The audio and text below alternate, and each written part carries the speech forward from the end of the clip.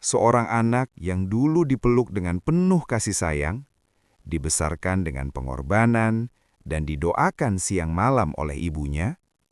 Namun ketika ia sukses, kaya dan dihormati, ia justru berdiri di hadapan ibunya sendiri dan berkata, "Aku tidak mengenalmu." Tak ada yang lebih menyakitkan bagi seorang ibu selain ditolak oleh darah dagingnya sendiri. Dan dalam cerita yang sudah kita dengar sejak kecil, di momen itulah segalanya berubah. Langit menjadi gelap, ombak mengamuk, dan dalam sekejap, sang anak berubah menjadi batu. Tapi pertanyaannya sekarang, apakah kisah ini benar-benar terjadi? Apakah seorang ibu bisa mengutuk anaknya hingga menjadi batu? Dan bagaimana sebenarnya Islam memandang kisah yang begitu melegenda ini? Karena bisa jadi, yang selama ini kita anggap kebenaran hanyalah cerita yang belum pernah kita pahami maknanya. Kisah Malin Kundang bukan sekadar cerita rakyat biasa.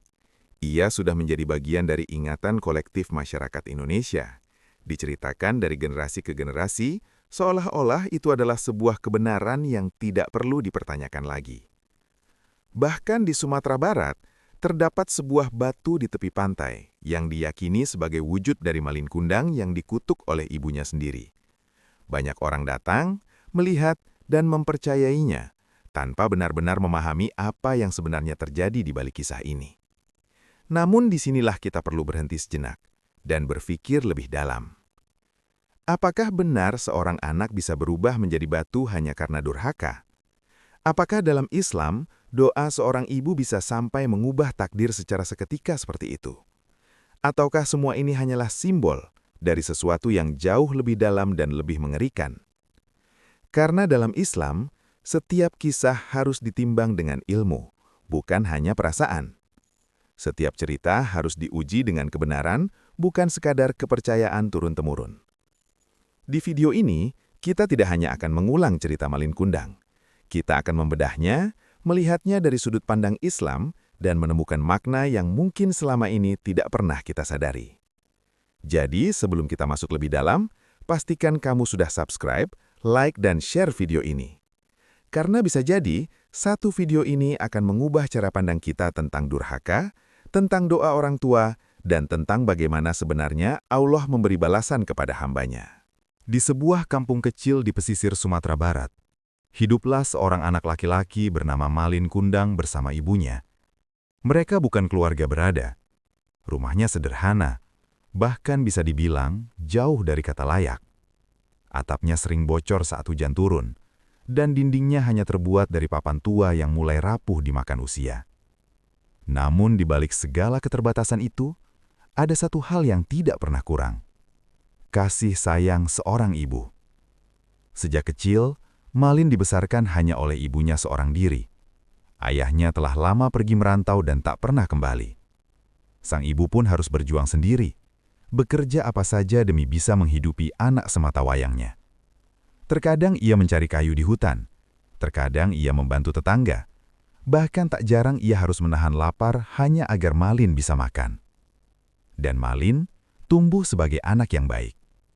Ia dikenal rajin, patuh, dan sangat menyayangi ibunya. Setiap kali ibunya pulang dengan wajah lelah, Malin kecil selalu menyambutnya dengan senyuman. Ia membantu sebisanya, mengambil air, mengumpulkan kayu bakar, atau sekedar menemani ibunya berbincang di malam hari. Dalam kesederhanaan itu, mereka hidup dengan penuh kehangatan. Namun, seperti banyak anak muda lainnya, Malin memiliki mimpi yang besar. Ia tidak ingin selamanya hidup dalam kemiskinan. Ia tidak ingin melihat ibunya terus bekerja keras tanpa hasil yang layak. Dalam hatinya, tumbuh keinginan kuat untuk merubah nasib. Hingga suatu hari, keinginan itu berubah menjadi keputusan besar. Malin ingin merantau. Keputusan itu bukan hal yang mudah, terutama bagi sang ibu. Ia tahu, dunia di luar sana keras dan penuh resiko. Ia takut kehilangan satu-satunya orang yang ia miliki di dunia ini. Namun di sisi lain, ia juga tidak ingin menghalangi impian anaknya. Dengan hati yang berat, sang ibu akhirnya mengizinkan Malin pergi. Malam sebelum keberangkatan itu menjadi malam yang penuh haru. Sang ibu menatap wajah anaknya lama sekali, seakan ingin mengingat setiap detailnya. Ia memasak makanan terbaik yang ia bisa, meskipun sederhana. Dan sebelum Malin berangkat, ia memeluknya erat, sangat erat, seolah tak ingin melepaskannya. "Anakku, jika nanti engkau sukses, jangan pernah lupakan ibumu." Kalimat itu sederhana, tapi penuh makna. Malin mengangguk. Ia berjanji akan kembali. Ia berjanji akan membawa kebahagiaan untuk ibunya. Ia berjanji tidak akan berubah. Namun, hidup seringkali tidak berjalan sesuai janji manusia. Pagi itu, Malin berangkat meninggalkan kampung halamannya. Kapal yang ia tumpangi perlahan menjauh dari dermaga. Dari kejauhan terlihat sosok ibunya berdiri sendiri, melambaikan tangan dengan mata yang berkaca-kaca.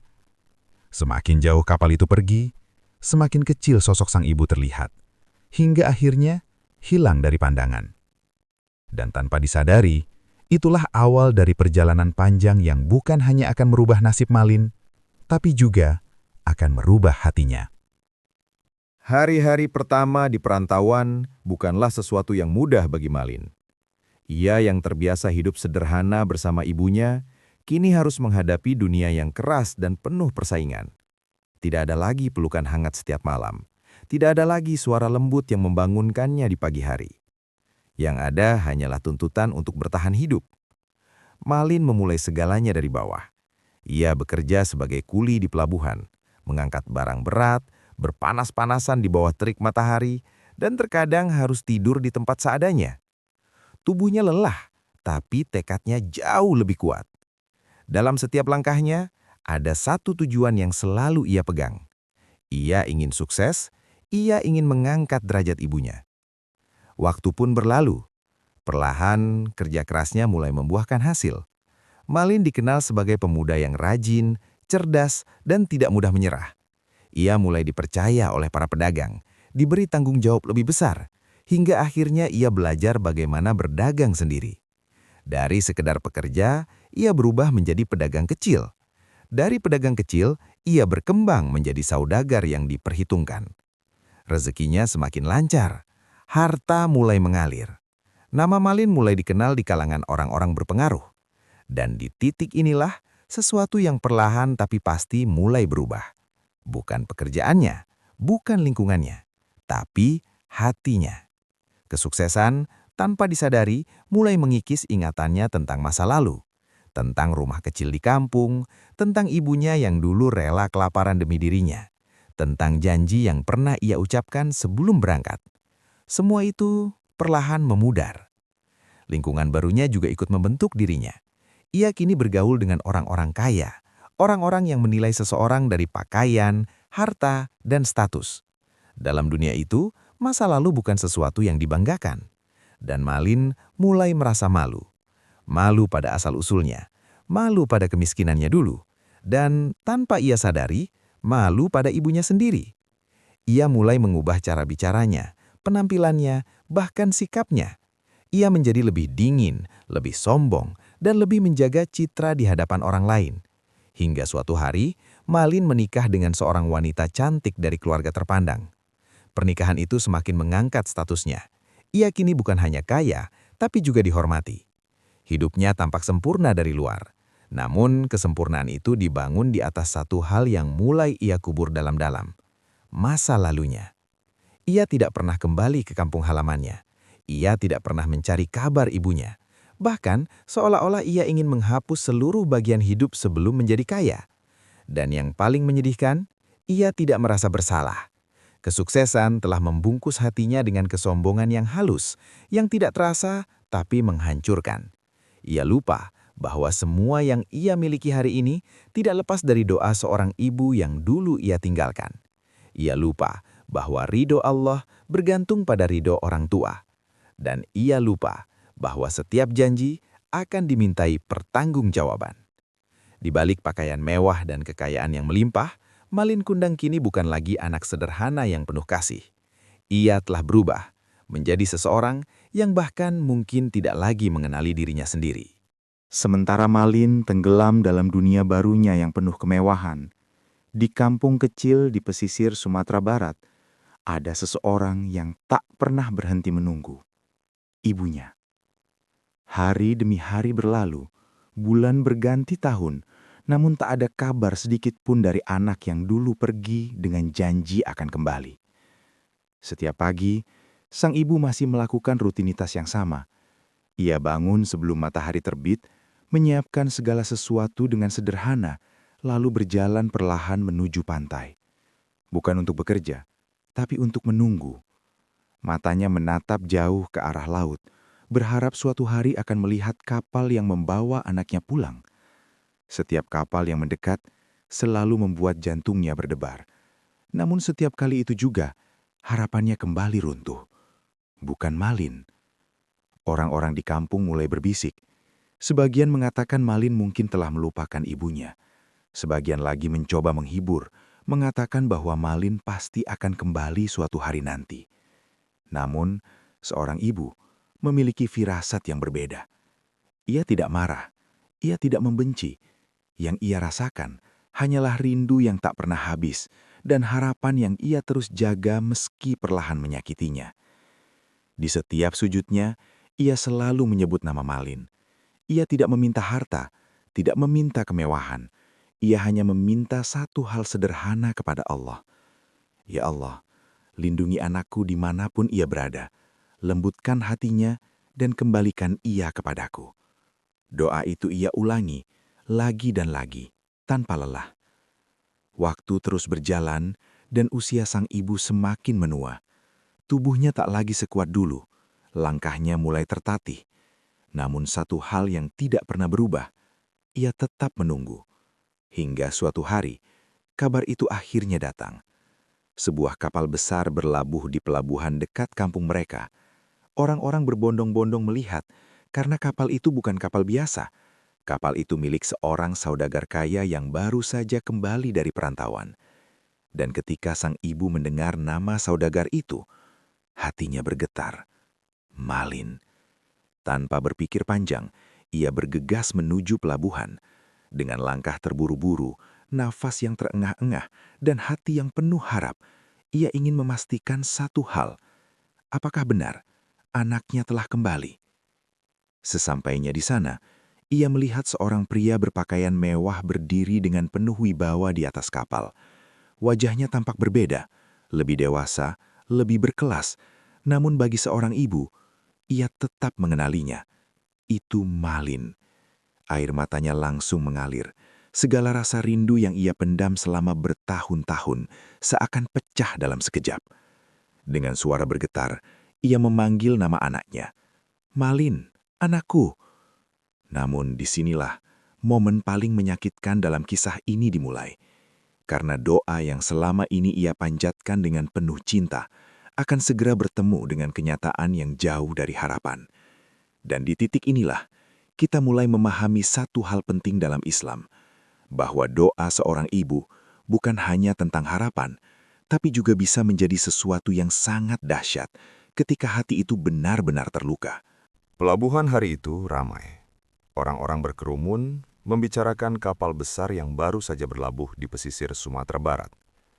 Di antara keramaian itu, berdiri seorang ibu tua dengan pakaian sederhana, napas terengah, dan mata yang tak lepas dari sosok pria di atas kapal. Itu Malin. Tanpa ragu, sang ibu menerobos kerumunan. Ia mendekat, semakin dekat, hingga akhirnya berdiri tepat di hadapan anaknya sendiri. "Malin, ini ibu, nak." Suaranya bergetar. Air matanya jatuh tanpa bisa ditahan. Tangan tuanya terulur, ingin menyentuh, memastikan bahwa ini bukan sekedar mimpi setelah penantian panjang bertahun-tahun. Namun reaksi yang ia dapatkan bukan pelukan, bukan senyuman, melainkan tatapan dingin. Malin terdiam sejenak. Ia menatap wajah tua di hadapannya. Wajahnya tampak ragu, bukan karena ia tidak mengenalinya, tapi karena ia tidak ingin mengakuinya. Di belakangnya berdiri istrinya, seorang wanita bangsawan dengan pakaian mewah. Ia memandang sang ibu dengan tatapan heran, bahkan cenderung merendahkan. "Siapa wanita ini?" tanya istrinya pelan. Pertanyaan itu menjadi tekanan bagi Malin. Di hadapan orang-orang, di hadapan istrinya, di hadapan status yang telah ia bangun dengan susah payah, masa lalanya kini berdiri tepat di hadapannya. Dan ia memilih untuk menolaknya. "Aku tidak mengenalmu," jawab Malin dingin. Kalimat itu sederhana, tapi menghancurkan segalanya. Sang ibu terdiam, seolah dunia berhenti berputar. Ia menatap wajah anaknya dalam-dalam, berharap itu hanya kesalahpahaman. "Malin, ini ibu, nak, yang membesarkanmu, yang menunggumu selama ini." Namun Malin justru melangkah mundur. Wajahnya berubah tegas, bahkan keras. "Pergi dari sini! Jangan mengaku-ngaku sebagai ibuku!" Suasana menjadi hening. Orang-orang yang menyaksikan mulai berbisik. Sebagian terkejut, sebagian lainnya hanya diam, menyaksikan drama yang begitu menyayat hati. Dan di titik itu, sesuatu dalam hati sang ibu benar-benar hancur. Bukan karena ia ditolak, tapi karena ia ditolak oleh anak yang ia cintai sepenuh jiwa. Perlahan, tangannya yang tadi terulur jatuh lemas. Air matanya mengalir tanpa suara. Dan untuk pertama kalinya, bukan rindu yang ia rasakan, melainkan luka yang begitu dalam. Ia tidak lagi memohon, ia tidak lagi mencoba meyakinkan. Ia hanya menatap ke langit dengan hati yang remuk. "Ya Allah, jika benar dia adalah anakku, dan dia telah durhaka kepadaku, maka Engkau lebih tahu bagaimana seharusnya Engkau membalasnya." Kalimat itu bukan sekedar kata-kata, itu adalah doa yang lahir dari hati yang benar-benar tersakiti. Dan dalam cerita yang berkembang di masyarakat, tak lama setelah kejadian itu, langit yang tadinya cerah mulai berubah. Awan gelap berkumpul, angin bertiup kencang, gelombang laut mulai meninggi, seolah ikut merasakan amarah yang tak terucapkan. Malin dan kapalnya bersiap berlayar meninggalkan pelabuhan, namun badai datang terlalu cepat. Petir menyambar, ombak menghantam kapal tanpa ampun. Orang-orang panik, teriakan terdengar di mana-mana. Dan di tengah kekacauan itu, terjadi sesuatu yang tak bisa dijelaskan oleh logika. Tubuh Malin perlahan kaku, kulitnya mengeras, hingga akhirnya ia tak lagi bergerak. Ia berubah menjadi batu. Kapalnya hancur, dan sosok yang dulu penuh kesombongan itu, kini hanya tinggal bentuk yang membisu. Sejak saat itu, cerita tentang Malin Kundang menyebar luas. Batu di tepi pantai diyakini sebagai bukti nyata dari kisah tersebut. Namun, di balik dramatisnya peristiwa ini, muncul satu pertanyaan yang jauh lebih penting. Apakah ini benar-benar kejadian nyata, atau hanya cara manusia menggambarkan betapa dahsyatnya akibat dari durhaka kepada orang tua? Setelah mendengar kisah dramatis tentang Malin Kundang yang dikutuk menjadi batu, muncul satu pertanyaan yang tidak bisa dihindari. Apakah ini benar-benar terjadi menurut Islam? Untuk menjawabnya, kita harus berhenti sejenak dari emosi cerita dan mulai melihatnya dengan ilmu. Dalam Islam, memang ada kisah tentang manusia yang diubah bentuknya oleh Allah. Salah satu yang paling dikenal adalah kisah tentang Bani Israel yang melanggar perintah Allah, lalu diubah menjadi kera sebagai bentuk azab. Peristiwa ini disebutkan dalam Al-Quran dan merupakan bagian dari kekuasaan Allah yang tidak terbatas. Namun, penting untuk dipahami satu hal besar. Peristiwa-peristiwa seperti itu terjadi pada umat terdahulu sebagai bentuk mukjizat atau azab langsung dalam konteks kenabian. Setelah diutusnya Nabi terakhir, yaitu Muhammad SAW, tidak ada lagi dalil sahih yang menyebutkan bahwa manusia diubah menjadi batu, hewan, atau bentuk lain secara fisik sebagai azab di dunia. Artinya, kisah Malin Kundang yang berubah menjadi batu tidak memiliki dasar kuat dalam ajaran Islam sebagai peristiwa nyata. Lalu, bagaimana dengan doa sang ibu? Dalam Islam, doa orang tua, terutama ibu, memang memiliki kedudukan yang sangat tinggi. Bahkan dalam banyak hadis, disebutkan bahwa doa orang tua termasuk doa yang mustajab, yang tidak terhalang antara dirinya dengan Allah. Namun, doa dalam Islam bukanlah kutukan instan yang bekerja seperti cerita legenda. Doa adalah bentuk permohonan kepada Allah, dan Allah lah yang menentukan bagaimana, kapan, dan dalam bentuk apa doa itu dikabulkan. Seorang ibu yang terluka mungkin berdoa agar anaknya mendapatkan balasan yang setimpal. Namun balasan itu tidak harus berupa perubahan fisik yang ajaib seperti menjadi batu. Bisa jadi, balasan itu datang dalam bentuk lain. Bisa berupa hidup yang tidak tenang. Bisa berupa hilangnya keberkahan dalam harta. Bisa berupa kesempitan hati, atau bahkan penyesalan yang datang terlambat. Dan dalam banyak kasus, azab yang tidak terlihat justru jauh lebih berat daripada yang terlihat. Inilah yang sering tidak disadari. Cerita Malin Kundang mungkin menggambarkan azab secara visual, menjadi batu, diam, tak bergerak, sebagai simbol hukuman yang langsung dan jelas. Namun dalam Islam, azab tidak selalu datang dengan cara yang bisa dilihat oleh mata. Kadang, seseorang terlihat sukses, kaya, bahkan bahagia di luar, namun hatinya kosong, hidupnya gelisah, dan jauh dari ketenangan. Bukankah itu juga bentuk hukuman? Maka dari itu, para ulama memandang kisah seperti Malin Kundang sebagai hikayat atau legenda yang mengandung pelajaran moral, bukan sebagai kejadian sejarah yang harus diyakini secara literal. Fokusnya bukan pada apakah dia benar-benar jadi batu, melainkan pada mengapa cerita itu ada dan apa yang ingin disampaikan. Karena dalam Islam, yang lebih penting dari bentuk azab adalah sebabnya, dan sebab itu sangat jelas, durhaka kepada orang tua. Sebuah dosa besar yang disebutkan berulang kali dalam Al-Quran dan hadis. Bahkan setelah perintah untuk menyembah Allah, perintah berikutnya adalah berbakti kepada kedua orang tua. Ini menunjukkan betapa tingginya kedudukan mereka. Jadi, meskipun Malin Kundang tidak benar-benar berubah menjadi batu menurut perspektif Islam, pesan yang dibawanya tetap sangat relevan, bahkan sangat nyata dalam kehidupan kita hari ini. Karena bisa jadi, banyak orang yang tidak menjadi batu secara fisik, tapi hatinya sudah lebih keras dari batu, karena melupakan jasa orang tuanya sendiri. Jika kita berhenti hanya pada pertanyaan, apakah Malin Kundang benar-benar menjadi batu, maka kita mungkin akan kehilangan inti dari seluruh cerita ini.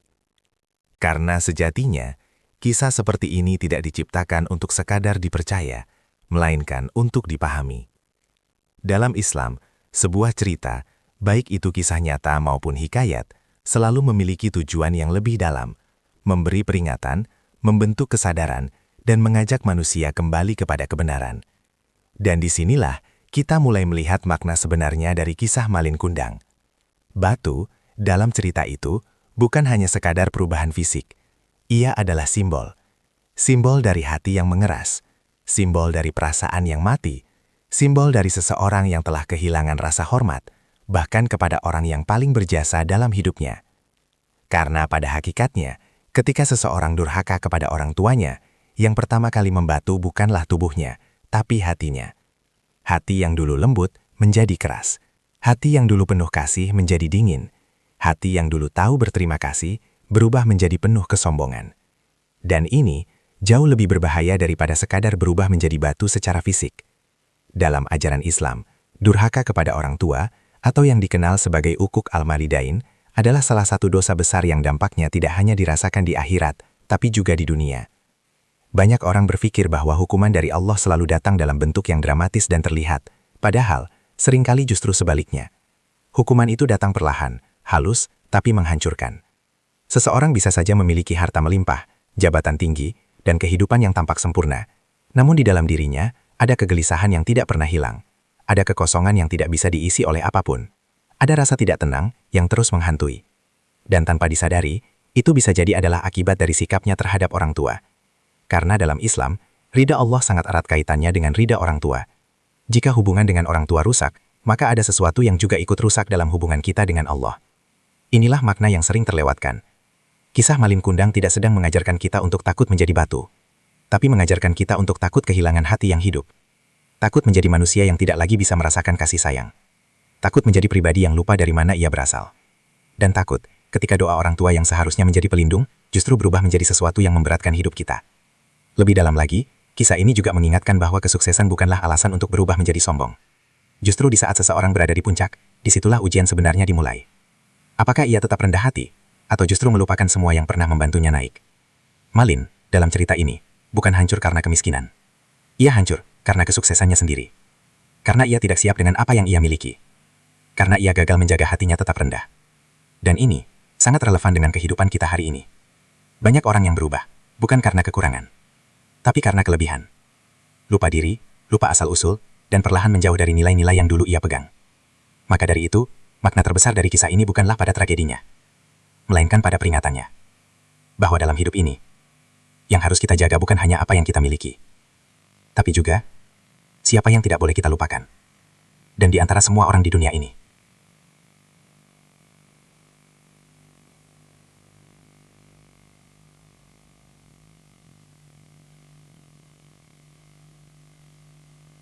Cakyatakan. Setelah memahami keseluruhan kisah Malin Kundang, dari awal perjuangannya, perubahan dirinya, hingga penjelasan menurut Islam, sekarang pertanyaannya bukan lagi tentang benar atau tidaknya cerita itu. Pertanyaan yang jauh lebih penting adalah, apa yang bisa kita ambil untuk kehidupan kita hari ini? Karena sejatinya, kisah ini bukan tentang Malin Kundang semata. Ini adalah cermin. Cermin yang diam-diam menunjukkan bahwa potensi menjadi Malin Kundang itu ada pada siapa saja. Pada kita, pada orang-orang di sekitar kita. Bahkan, mungkin tanpa kita sadari, kita sudah pernah berada di titik itu. Durhaka tidak selalu berbentuk tindakan besar seperti mengusir atau menyangkal orang tua di depan umum. Kadang, durhaka hadir dalam bentuk yang jauh lebih halus. Menunda menjawab panggilan orang tua, berbicara dengan nada tinggi, merasa lebih tahu, lebih benar, lebih hebat, atau bahkan merasa malu dengan kondisi mereka. Hal-hal kecil seperti itu, jika terus dibiarkan, bisa menjadi awal dari sesuatu yang besar. Dan itulah yang terjadi pada Malin. Ia tidak langsung menjadi sosok yang kejam. Ia berubah, sedikit demi sedikit. Dari lupa kabar, menjadi jarang peduli. Hingga akhirnya, kehilangan rasa hormat sepenuhnya. Ini yang harus kita waspadai. Karena perubahan terbesar dalam hidup, seringkali tidak terjadi secara tiba-tiba, melainkan melalui kebiasaan kecil yang terus diulang. Dalam Islam, hubungan dengan orang tua bukan sekedar hubungan keluarga. Ia adalah bagian dari ibadah. Berbakti kepada orang tua bukan pilihan, tapi kewajiban yang sangat tinggi nilainya. Bahkan dalam banyak ajaran Islam, disebutkan bahwa berbuat baik kepada orang tua lebih utama daripada banyak amalan lainnya, selama itu tidak bertentangan dengan syariat. Ini menunjukkan bahwa kedudukan orang tua tidak bisa digantikan oleh siapapun. Maka ketika seseorang mulai meremehkan mereka, sebenarnya ia sedang meremehkan sesuatu yang sangat besar di sisi Allah. Pelajaran lain yang tidak kalah penting adalah tentang kesuksesan. Kita hidup di zaman di mana semua orang berlomba untuk berhasil. Ingin kaya, ingin dikenal, ingin dihormati. Itu tidak salah. Namun yang sering dilupakan adalah bagaimana cara menjaga diri setelah sukses itu datang. Malin bukan gagal karena ia miskin. Ia gagal karena ia tidak siap menjadi sukses. Ia tidak mampu menjaga hatinya tetap rendah. Ia tidak mampu membawa masa lalunya dengan penuh hormat. Dan yang paling fatal, ia tidak mampu mempertahankan baktinya kepada ibunya. Inilah pelajaran besar bagi kita, bahwa kesuksesan sejati bukan hanya tentang apa yang kita capai, tapi tentang siapa yang tetap kita hargai di sepanjang perjalanan.